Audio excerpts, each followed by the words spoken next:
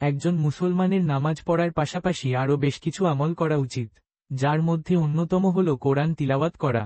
কোরআনের প্রতিটি আয়াতে যেমন রয়েছে বিশ্বমানবতার হেদায়াত ও মুক্তির বার্তা, তেমনি কোরআন তিলাওয়াতে রয়েছে বিশ্ববাসীদের জন্য অফুরান সওয়াব। কোরআন তিলাওয়াতের ফজিলত অনেক। যদি রমজান মাসে খতম করা হয় তাহলে তার গুরুত্ব আরও বেশি, কারণ পবিত্র রমজান মাসে পবিত্র কোরআনুল কারীম অবতীর্ণ করা হয়েছে। এ মাস শুধু সিয়াম পালন ও তারাবির নামাজ আদায়ের মাস নয়, বরং রমজান মাসে আমরা ইচ্ছে করলে প্রচুর নেক আমল করতে পারি। নেক আমলের অন্যতম একটি আমল হল পবিত্র কোরআন খতম করা। তবে অনেকের ইচ্ছা থাকলেও সময় করে কোরআন খতম করতে পারে না। তবে চিন্তার কিছু নেই, প্রতিদিন কিভাবে এবং কতটুকু করে পড়লে এ মাসে কোরআন পাঠ শেষ করতে পারবেন সে বিষয়ে পরামর্শ হল, প্রতিদিন 4 পৃষ্ঠা করে প্রত্যেক নামাজের পর কোরআন তিলাওয়াত করুন। প্রত্যেক 5 ওয়াক্ত নামাজের শেষে 4 পৃষ্ঠা করে তিলাওয়াত করুন। ফলে দৈনিক আপনার তিলাওয়াত হবে 20 পৃষ্ঠা অর্থাৎ 1 পারা।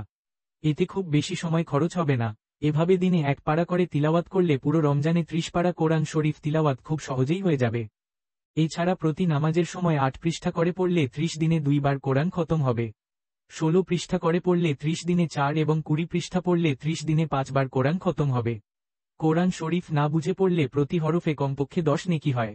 পড়তে না জানলে কোরআন শরীফ খুলে আল্লাহর পবিত্র কালামের পাতা ও লেখার দিকে মহব্বতের সঙ্গে তাকিয়ে থাকলেও সওয়াব পাওয়া যায়। বুঝে পড়লে আরও বেশি নেকি হয়। এছাড়াও রমজান উপলক্ষে নেকি 70 গুণ বৃদ্ধি করা হয়। ইমাম আবু হানিফা নোমান ইবনে সাবিত রহমতুল্লাহ আলাইহ রমজানের দিনে 1 রাতে 1 হিসাবে 1 মাসে মোট 60 বার কোরআন খতম করতেন বলে বিভিন্ন বর্ণনা রয়েছে। ইমাম মুহাম্মদ ইবনে তাইমিয়া রহমতুল্লাহ আলাইহ জেলখানায় 80তম কোরআন খতম সময় তিলাওয়াতরত অবস্থায় সেখানেই শাহাদত বরণ করেন। ধন্যবাদ ভিডিওটি দেখার জন্য। যদি ভিডিও দেখে একটু হলেও ভালো লেগে থাকে এবং আপনার উপকারে আসে তাহলেই আমাদের ভিডিও বানানো সার্থক। ভিডিও ভালো লাগলে লাইক, কমেন্ট, শেয়ার এবং চ্যানেলটি সাবস্ক্রাইব করে আমাদের পাশে থাকবেন।